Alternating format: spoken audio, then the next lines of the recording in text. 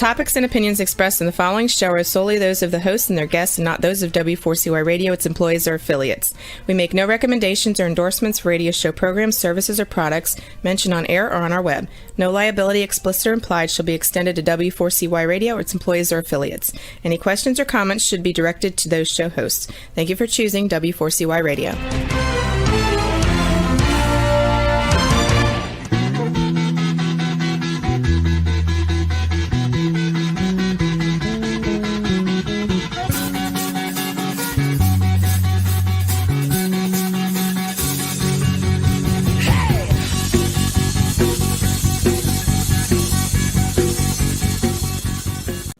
Welcome to the Camping Show. I'm C.W. Getz. And I'm Bianca Cahew. Good evening. It is Wednesday, August 17th, 2022, and you will be so proud of me. Here we go. It is 81 degrees. Yeah, right. Proud of me. I showed up and everything. So 81 degrees Fahrenheit and 27.2 degrees Celsius. And you got that 0.2 in there. I don't even know if they do that. Do they do that or just say 27? I don't know. I think it's just like 27. I don't think they go by the... So I'm being anal. Yeah. Well, it is an anal cloudy skies here in north central Illinois. It is very anally today. I don't like it. There needs to be more sunshine because we only have about a month and some odd days left of summer. I heard you say that on the radio and you depressed me when you said that. I go, wait a minute. I didn't even think about it. There's only a month left and I'm like, I know. Well, because everybody's like, oh, enjoying summer while I can, or people are like, summer's over because kids are back to school. And I'm just here to remind everybody that we have like 30 and some odd days left. So is that all it is? That's a lot of summer to me. Yeah. Well, it kind of is. It's funny. I get a kick out of listening to you each weekday, and you always have something interesting to say. And the guy who made $1.25 on that 100-year court case, or just funny with the train. Oh yeah, it was funny. It's an inside joke, kids. Yeah. But it is funny. I do this.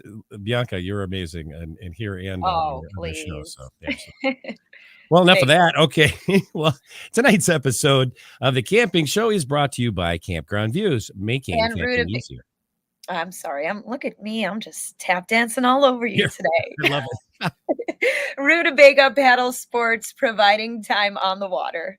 Tonight's episode is Windsurfing in the UK with our special guest, Svetlana Writtle. Could you tell us a little bit about Svetlana, please? Absolutely. Would love to. Former professional Russian swimmer, 51-year-old Svetlana Writtle was also once a construction engineer. At one point, she made the decision to instead construct human bodies.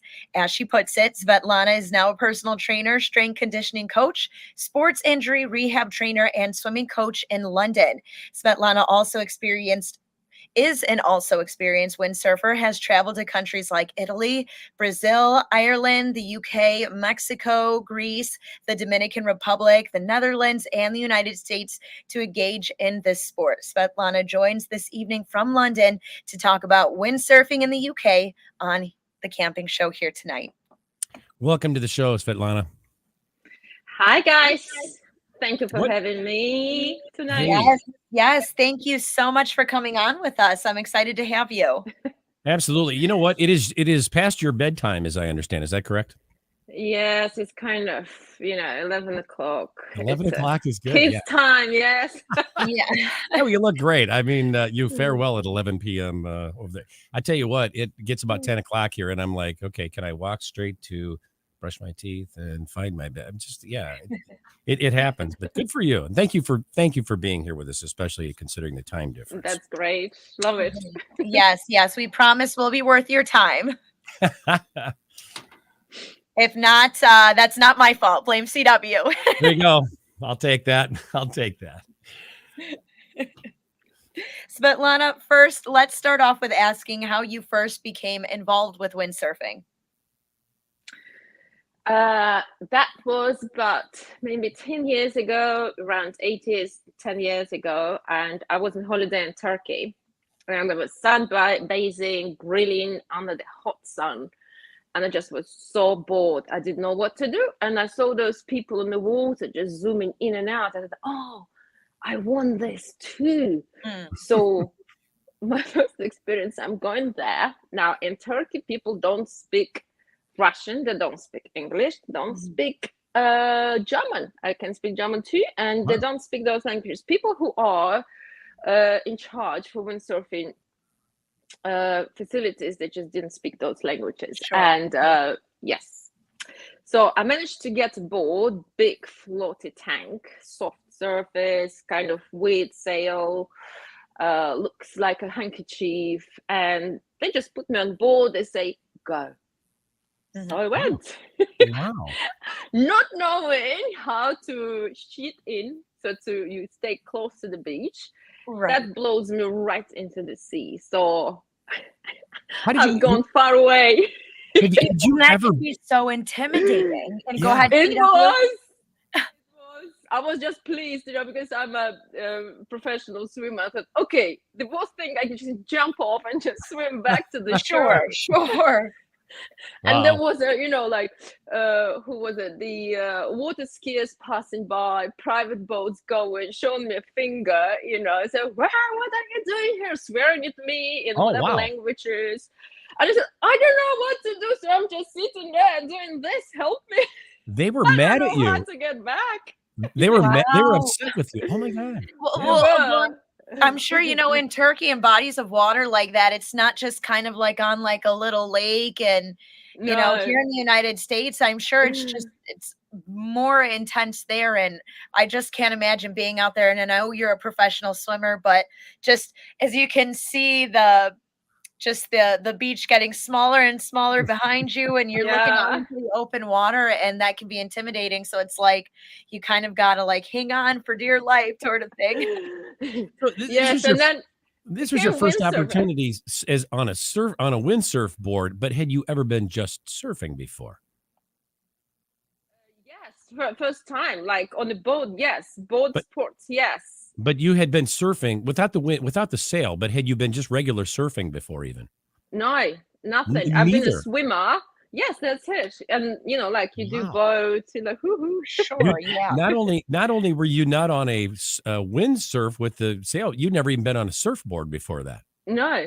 Ever. You are gutsy. Holy cow. Wow. Wow.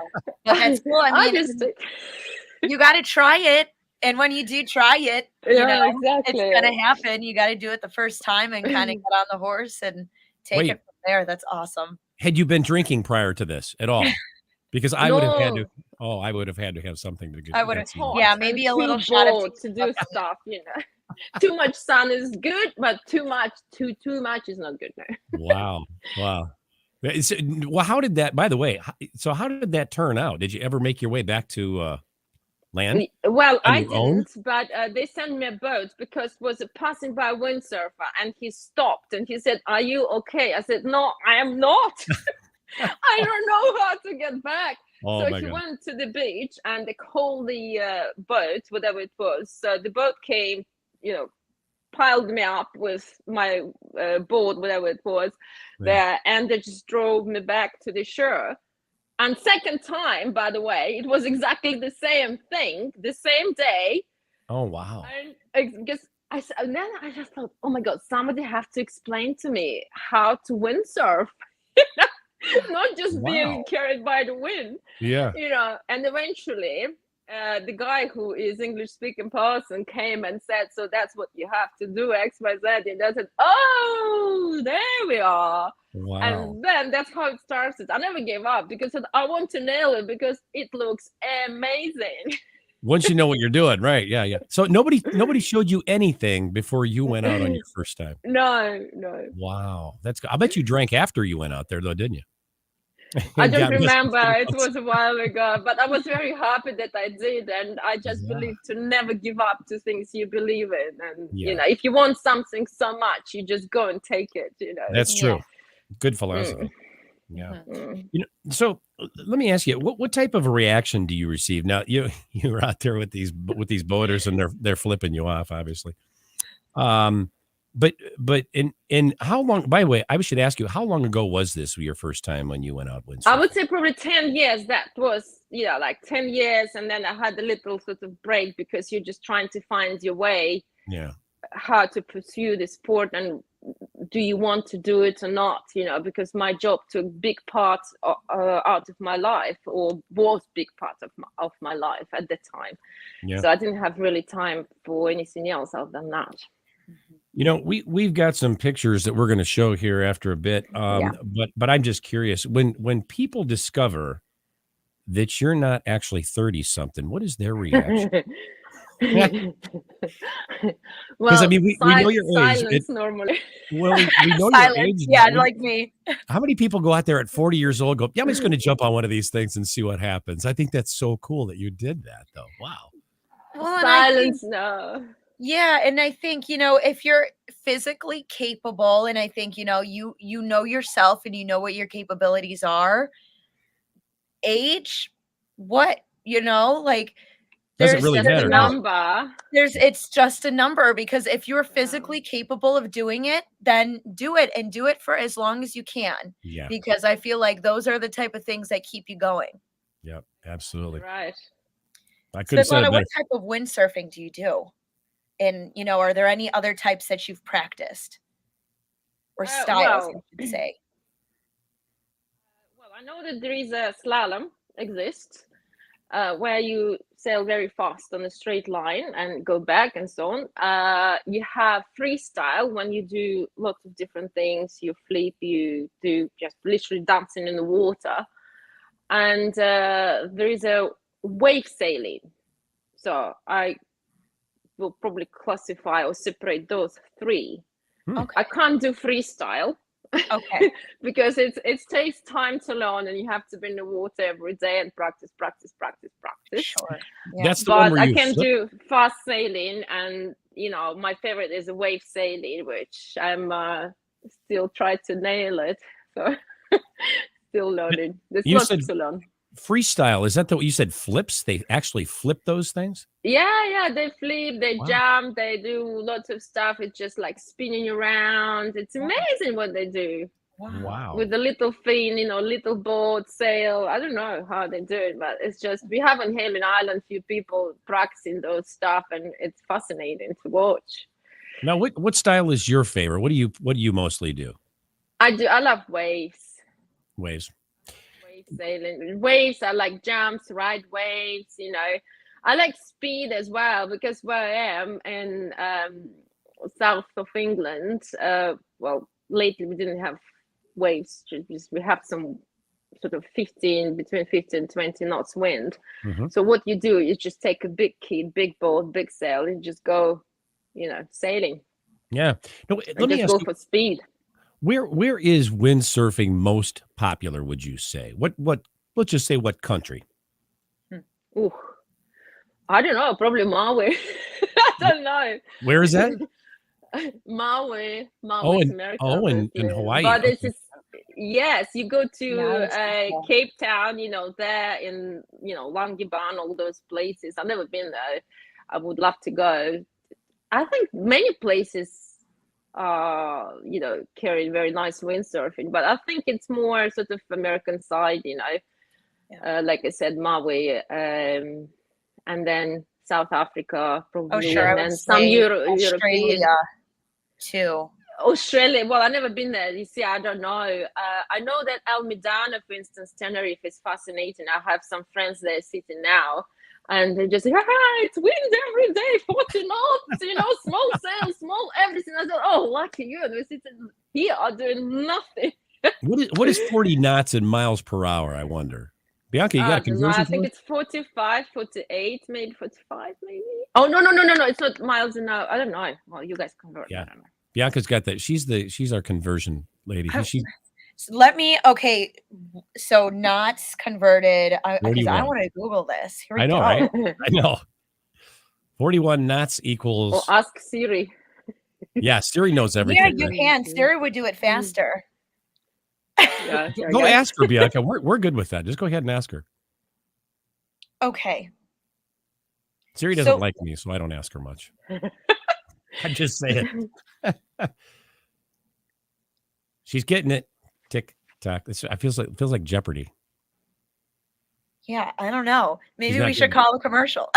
We can do that, and we'll find out during the commercial of what not converted. Yeah, to I think it's about 45 miles an hour, 48. I'm not sure. I know some people who is watching that windsurfers, they're shouting. Rah! Yeah, right. Right. If somebody knows better than us buffoons, some comment. Yeah, get the audience in on this and get them. Bring in your answers for your conversion. Yeah. Somebody Google this for us. Absolutely. No, but that's okay. Stay tuned. We'll have the answer in just a bit. We're going to be right back on the Camping Show on Talk 4 TV and WC4Y Radio. Stay tuned.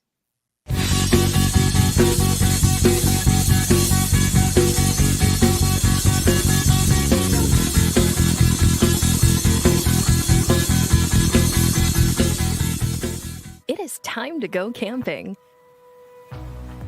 Introducing Campground View's virtual tours.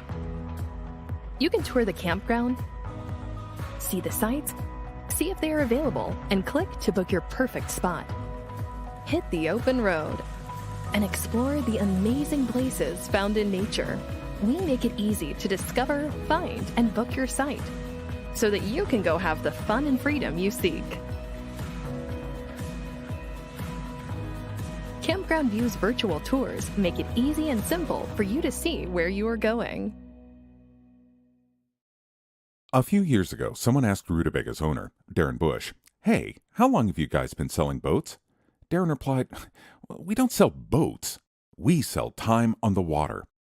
Of course, that comes in all types. We help people paddle more safely with Rutabaga outdoor programs. We rent canoes, kayaks, and stand-up paddleboards. We sell and install racks to get you from home to adventure. Rutabaga's got everything you need to get you out on the water, like paddles, life jackets, dry bags, and clothing. Rutabaga Paddle Sports, on the web at rutabaga.com. Mention you saw this ad on The Camping Show.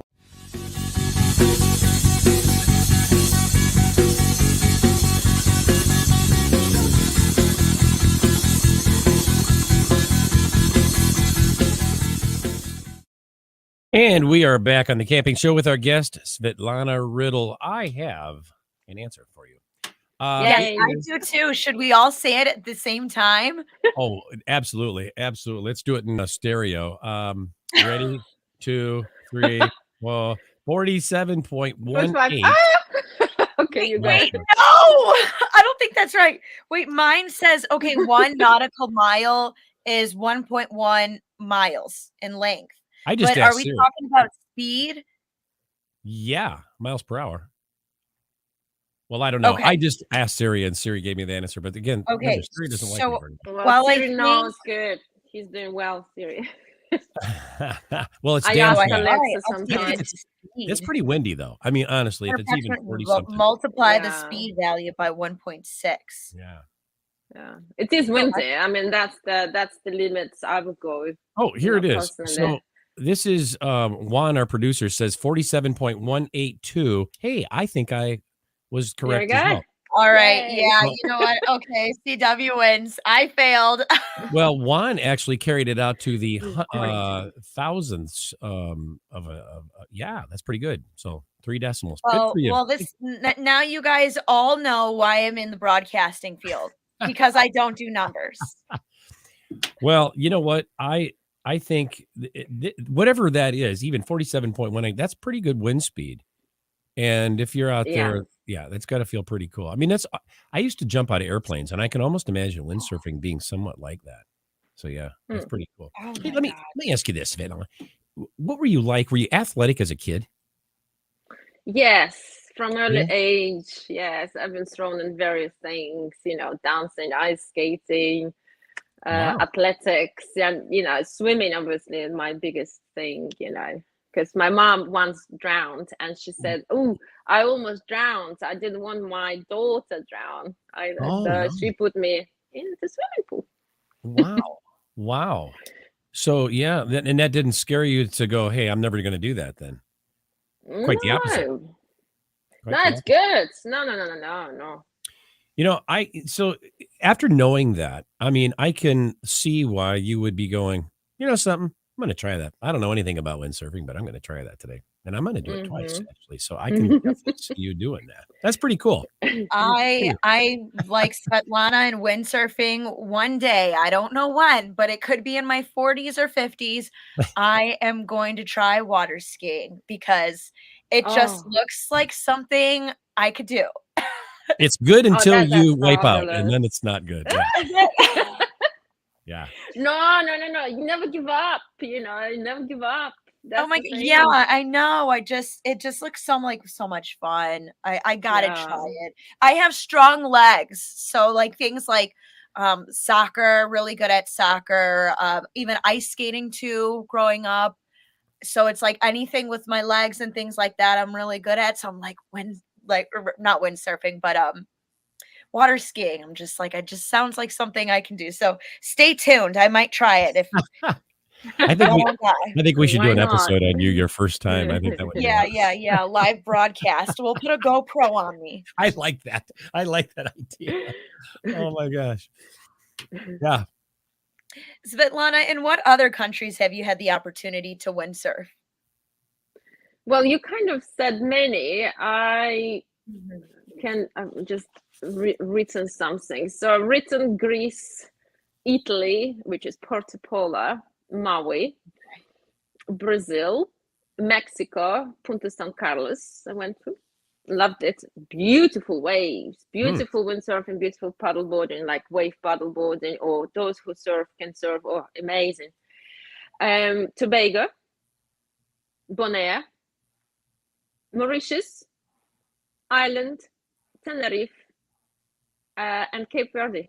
And I'm glad you're saying these, because I don't think, at least me personally, I can't speak for Bianca, but some of these I wouldn't know how to pronounce. So I'm glad you did that for us. Thank you, by the way.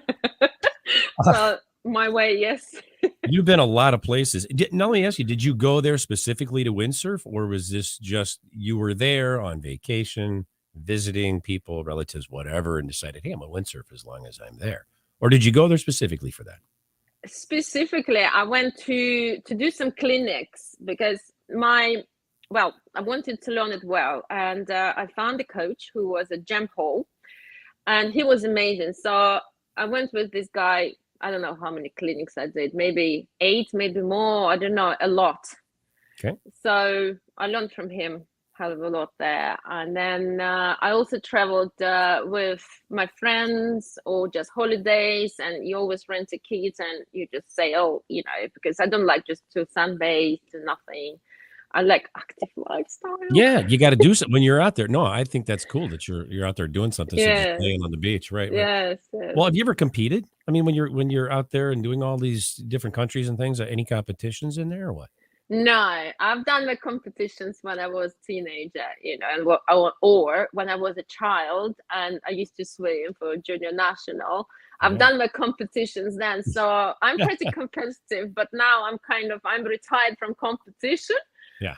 And no, I don't do any competition. I don't want to. My friends say, "No, you should try certain things." I said, "No, I don't want to. I don't want the pressure. I want to enjoy." Yeah, because then it's no fun anymore, because you feel like you're forced and you have to be at a certain level. But it sounds like something you really enjoy, and that should be kept as is. Exactly. Aside from being a windsurfer, as a professional swimmer, you're also a professional fitness coach. Tell me about that, if you would. Yeah, so being a professional swimmer and then having an engineering degree, which was my first degree, I didn't like it at all, in fact.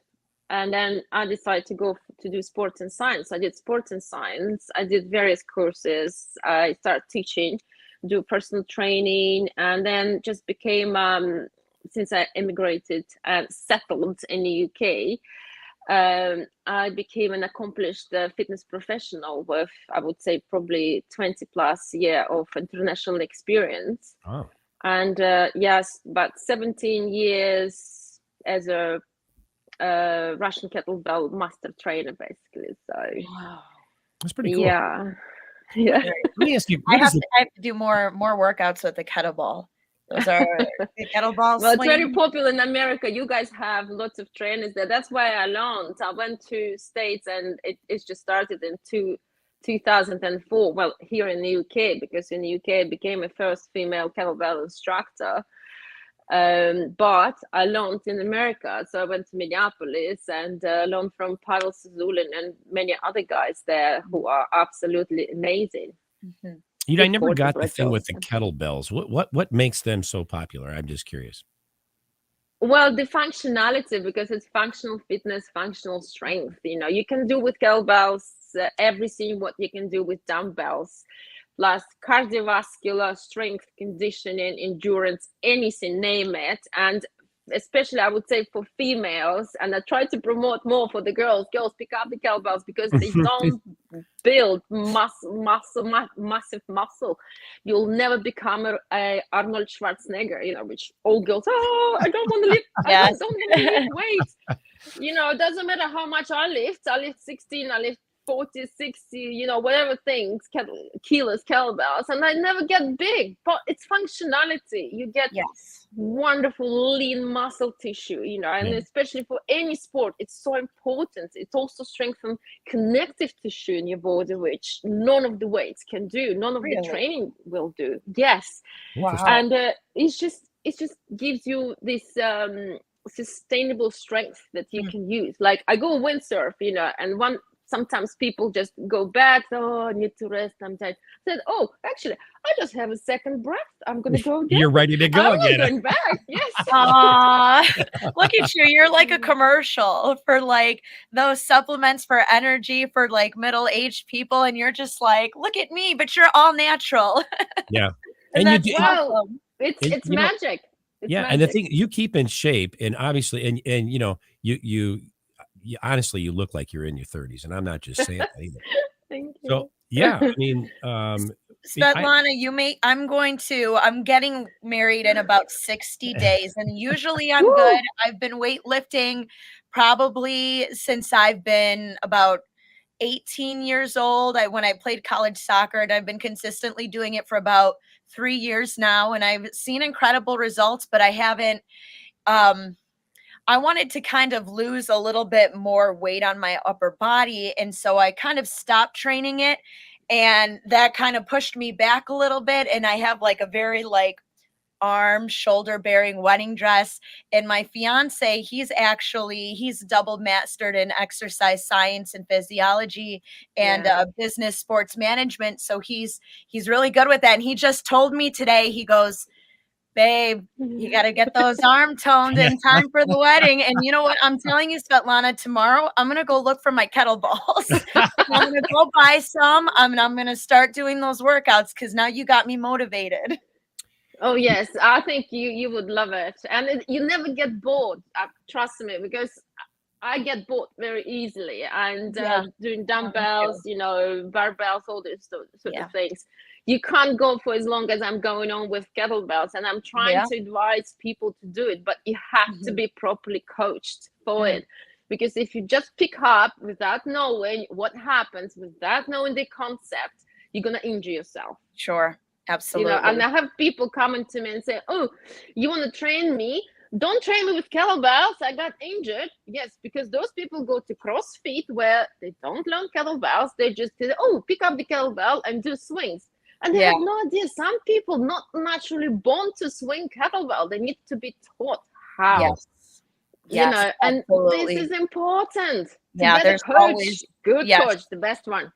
And you yes, Svetlana, the best of the best. And you're right. There needs to be good form in really anything you do, any sport that you do. If you don't have the base of good form, then it's not going to work. And going back to the kettlebells, one of the things that you talked about was functionality, and it is multifunctional. And I'll say it's it's easier to maneuver. I would say also the kettlebell is versus those dumbbells and the barbells. Kettlebells are just they are literally used to be multifunctional and do certain things and swing them and maneuver them in different ways that you can't a barbell or a dumbbell.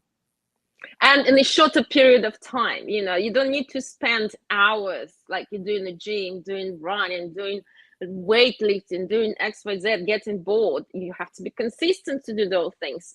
Not everybody have patience, but with these guys you have 20 minutes workout, 15 minutes workout, 40 minutes maximum workout. That's it. You're done. You're fried. Yeah. I'm sure that's been very important in helping you become a better windsurfer because of those workouts. Absolutely. Strength, endurance, lean muscle tissue. Plus, the most important thing, what it does, because I mentioned connective tissue, joints, and ligaments. That's what it does. So strengthen those parts of your body. So say you got injured, your foot stuck in a foot strap, yes, and you got catapulted. So you twisted your foot. If muscle around your ankle are strong enough, they will probably sustain the injury. So you're not gonna get injured at all. You might get a little bit bruised or something. You're not gonna get injured. But if you're not prepared, you're gonna twist it, and it's just everything falls apart. So you're suspended from surfing for a while. So therefore, that we're talking about functionality. That's how good it is, because it helped me to not to do to my feet. I can break my toes just pushing too hard against something, but that's different story. So absolutely. There you go. Every athletics require a certain level of strength, and so it's you got to be prepared for things like that, for injuries and resilience. That's another thing. Resilience. Absolutely. Well, Svetlana's got some photos to show us after the break, so stay tuned. We're going to take a little one. Don't go away. We'll be right back with more of the camping show on W4CY Radio and Talk 4 TV. Stay tuned.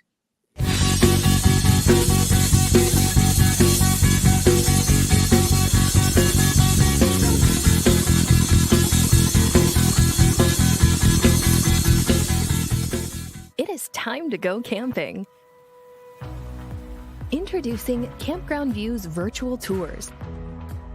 You can tour the campground, see the sights, see if they are available, and click to book your perfect spot. Hit the open road and explore the amazing places found in nature. We make it easy to discover, find, and book your site so that you can go have the fun and freedom you seek. Campground View's virtual tours make it easy and simple for you to see where you are going. A few years ago, someone asked Rutabaga's owner, Darren Bush, "Hey, how long have you guys been selling boats?" Darren replied, "We don't sell boats. We sell time on the water." Of course, that comes in all types. We help people paddle more safely with Rutabaga outdoor programs. We rent canoes, kayaks, and stand-up paddleboards. We sell and install racks to get you from home to adventure. Rutobaga's got everything you need to get you out on the water, like paddles, life jackets, dry bags, and clothing. Rutabaga Paddle Sports, on the web at rutabaga.com. Mention you saw this ad on the camping show.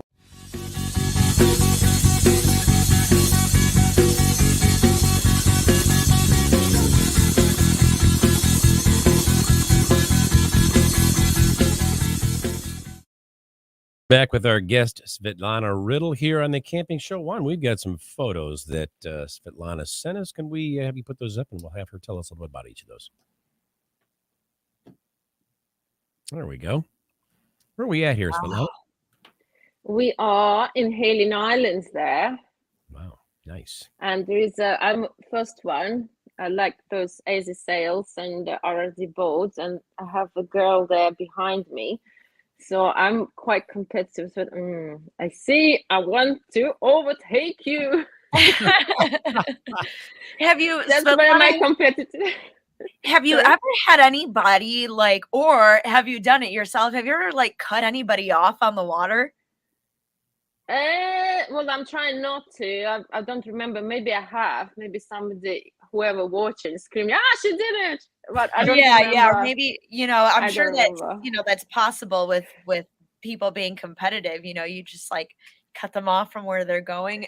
I know I did on a wave, but wave is a very tricky thing, but not on a straight line. No, Sure. not on a straight line. No. Yeah. So I'm wondering something.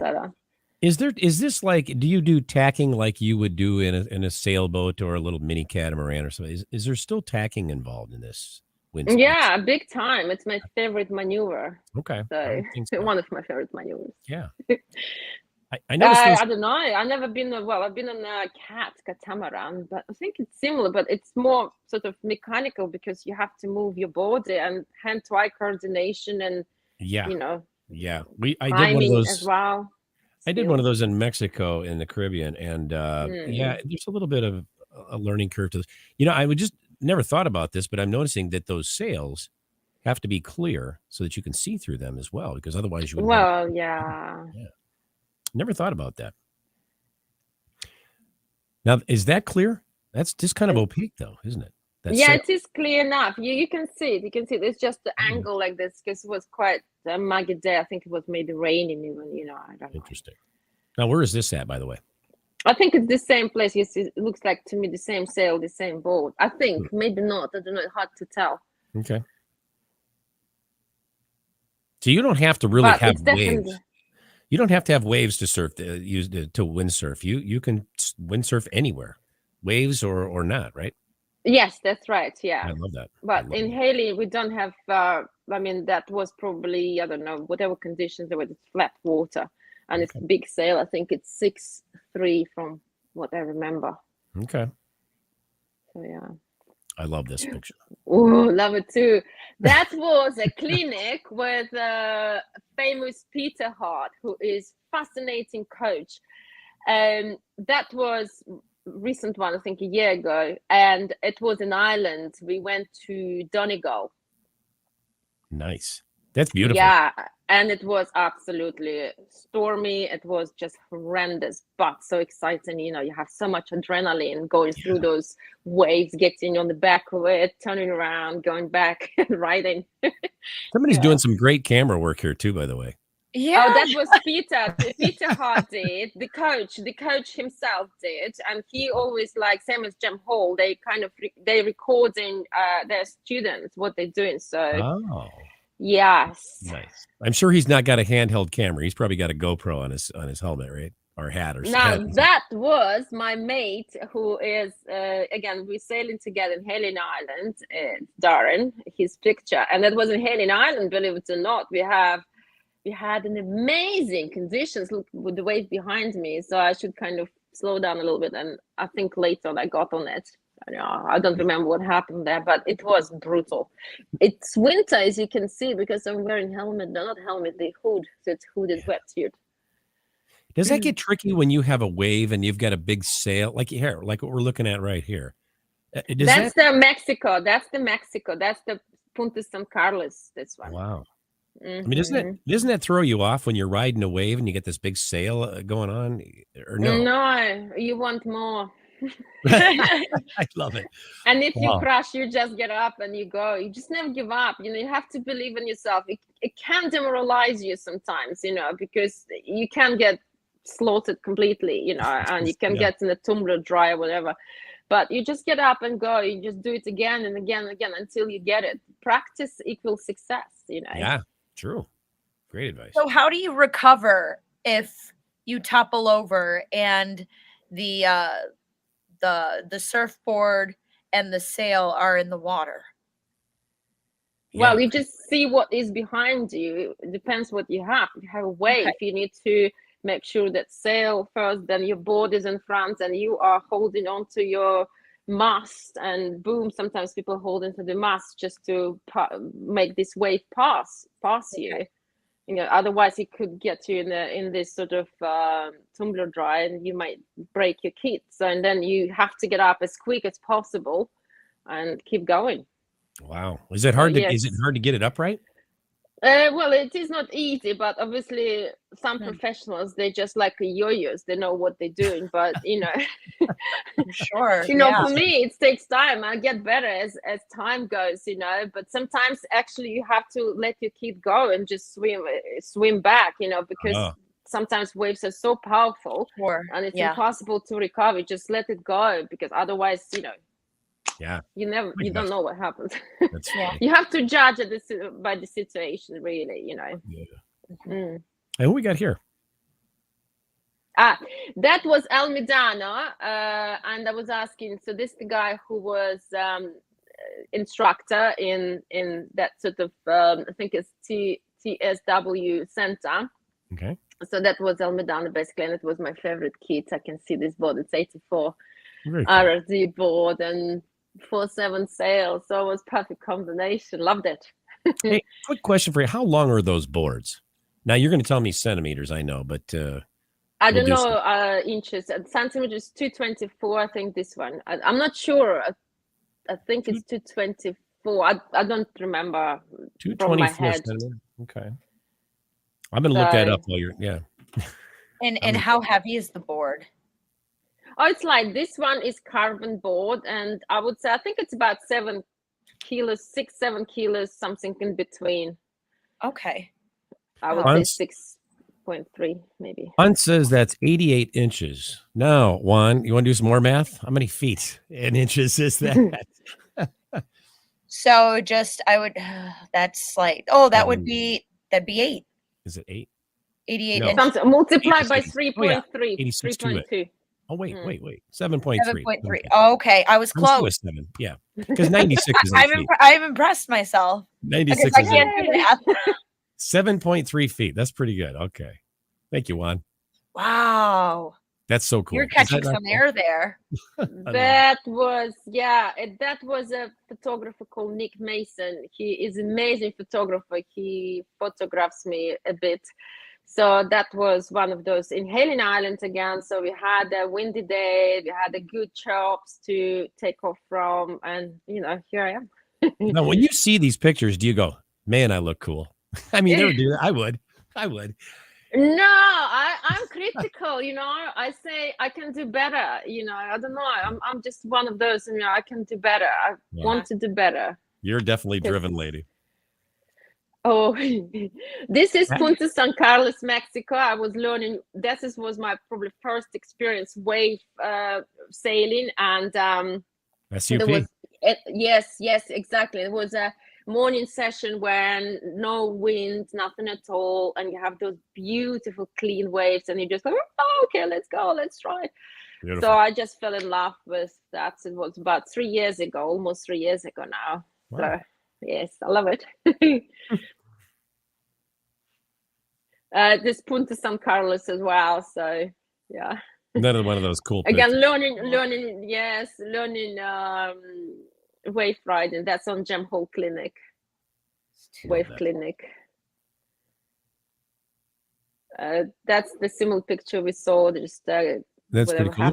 Looks like you're doing a wheelie there. I love that. What we would call a wheelie. Well, it was a wave, and when you coming out, or I'm not sure what I'm doing there. Whether I'm just taking off or whatever. It looks like white water to me there. Yeah. So it's probably getting over the white water, so you have to fall back a little bit and and just enough, because if you pull back too much, you'll flip over. Yeah, you have to feel it. You have to feel the pressure on the sail. You have to steer your board right, and it's lots of things. And you have to believe in yourself. That's the main thing. Confidence will make it. You got to be confident, right?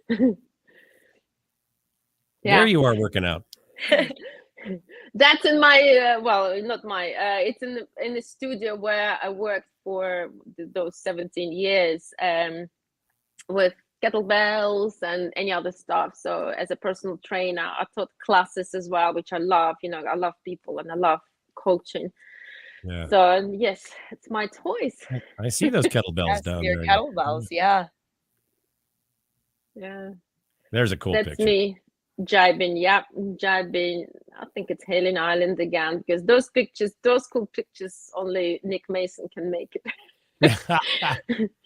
You've got me wanting to try this, Svetlana, this windsurfing thing. I mean, the pictures look cool, and I can almost imagine. I surfed one time, and I wasn't that great at it, but I think I stayed up on the board for a total of like 8 seconds, maybe, and that was a big deal. It's not that easy, but it's so exhilarating. I have to say, it's just nothing better than just feel freedom and feel free on the water. Yeah, it's amazing. That's similar from, I think it's that board looks so skinny right there. Yeah, that's the small one. I don't know which one it is. You can't see it from here, but I think that was probably 90 liters board, 90 or the other one. 84. So it is small. Okay. Yeah, it was windy. It was nice. Ooh, that's the Brazil. That's the Brazil. Wow. That's it again, jump hole clinic there. And I'm just learning, wave sailing. I was terrified there, because I didn't know what to do. Brazil is beautiful, and they have beautiful water there as well. Oh, they do. The only downside is too many people, I have to say. And if you are not as good as, for instance, now I'll be okay. But even then, you think, too many people. In this stage, I was kind of intimidated because there was too many people around and too many chops. So you try to find flat sort of place where you can, maneuver.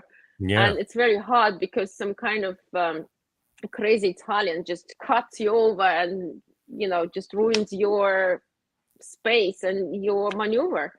So what can you do? Yeah. Well, Svetlana, we're running down here on the last couple of minutes of the show. And so real quickly, what advice would you have for those who are interested in learning how to windsurf? Okay, I would say first thing, so I would probably put 3 things down the line. I would say first is find a good coach who can teach you, who can guide you and tell you what to do and not to do. That's number one. So good coach is the key to success. Yeah. Then you have to get as fit as you humanly can, because windsurfing is very physical sport. It's full body exercise and it's fabulous. Yeah. So you have to be fit. Okay. Definitely makes sense. Yes. And third one, I would say surround yourself with people who think alike. Yes. Who can advise you, support you, encourage you. And just stick to it, because these situations always helps, and believe in yourself. So that sort of stuff. You have to believe in yourself. Absolutely. Excellent. And where can our audience find you on social media and follow your journeys? Yeah, that's the Instagram. I'm on Instagram as Svetlana Fitness KB. Okay. I'm on the Facebook as well. I think it's just my normal name, Svetlana Writtle. And I think that's pretty much it. I don't use anything else, really. Okay. Cool. Yeah, I'd love to follow you on Facebook. That'd be just to see where you go and what you're doing and what place you're windsurfing next. Yeah, and my website. The website is there is a option where you can, if you're not sure whether what I'm doing is good for you or appropriate for you or how to approach it, just sign. There is 20 minutes consultation on my website, which is svetlanafitness.com, and you can get 20 minutes complimentary consultation. Just book your time slot and we can chat. Very cool. Start from there. Yes. Very cool. Great. Well, we'd like to thank you, Svetlana, for being our guest here on the Camping Show. It was absolutely a pleasure having you here with us this evening. Absolutely. Thank you very much for having me. Yes, thank you so much, Svetlana. It was a pleasure, and just you were great to get to know, and just an inspiration for people that might be shy to try windsurfing, and just even those that might be shy to try something at a certain age, because you have proved that everything is possible no matter what. And that's awesome. Absolutely. Looking forward to following you on social media. We'd also like to thank our sponsors here, Campground Views and Rutabaga Patasports. Be sure to tune in for next week's episode, Female Adventurous Extraordinaire, with special guest Allison Surf. Very nice. Until then, thank you for tuning into the Camping Show. This is CW Getz. And I'm Bianca Cahill. Reminding you, learn more, do more. Good night, everyone. See you next week. Take care.